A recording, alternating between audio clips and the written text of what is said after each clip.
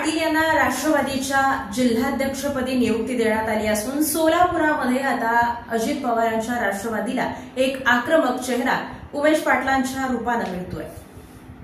राष्ट्रवादी काँग्रेस अजित पवार पक्षाच्या सोलापूर ग्रामीण जिल्हाध्यक्षपदी उमेश पाटील यांची नुकतीच निवड झाली आहे।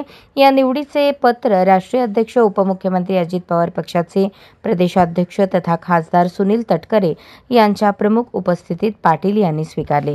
दीपक साळुंखे हे विधानसभा निवडणुकीदरम्यान शिवसेनेत गेल्याने राष्ट्रवादी काँग्रेसचे जिल्हाध्यक्षपद रिक्त होते।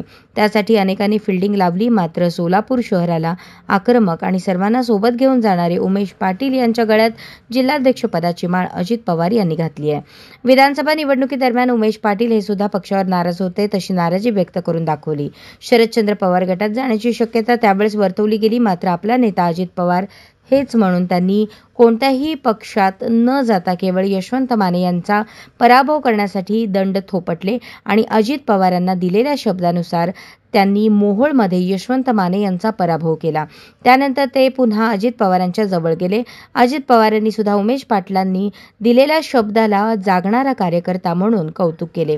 उमेश पाटील हे सोलापूर जिल्ह्याचे अध्यक्ष झाल्याने आता सोलापूर जिल्ह्याची राजकीय समीकरणे निश्चितच बदलती, यात कोणतीही शंका नाही। राष्ट्रवादी काँग्रेसला सोलापूर जिल्ह्यात आक्रमक आणि अभ्यासू चेहरा मिळाला हे मात्र नक्की।